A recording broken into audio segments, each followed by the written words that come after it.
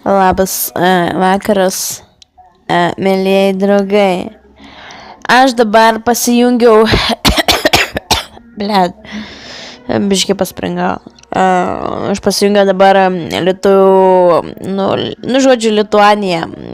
Čia taip prašosi, bet nesitarė. Lituanija, muzika, kažką apie miegą. Dar nemiegu, bet kai pagalvoju apie visokius heiterius, miegas pradeda imti. Aš heiterių turiu visai nemažai. Pavyzdžiui, kaip Rutenis, kaip koks dar ten.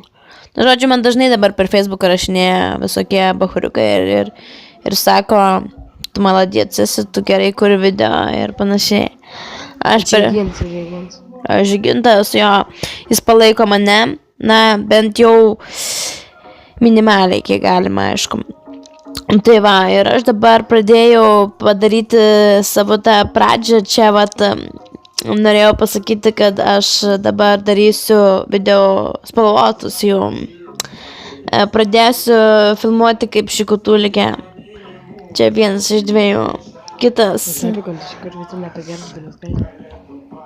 Kalbėsiu ir apie ją, tai jinai irgi pradeda nuo visokių nesąmonę.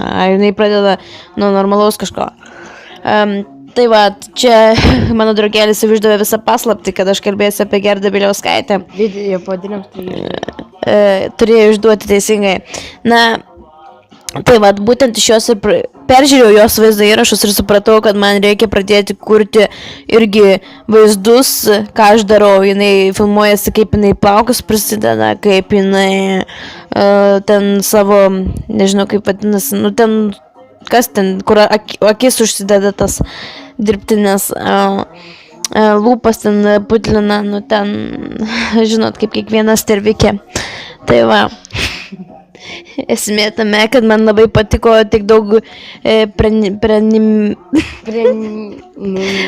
feilas. Prenumeratorių. Nu,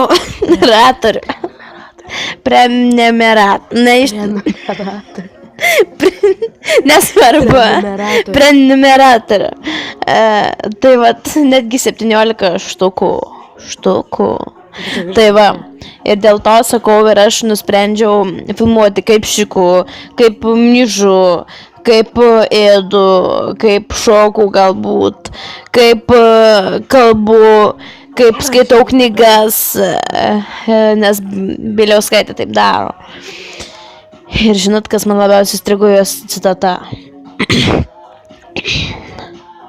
Aš noriu didelios šiknos, didelių papų ir pripūstų lūpų.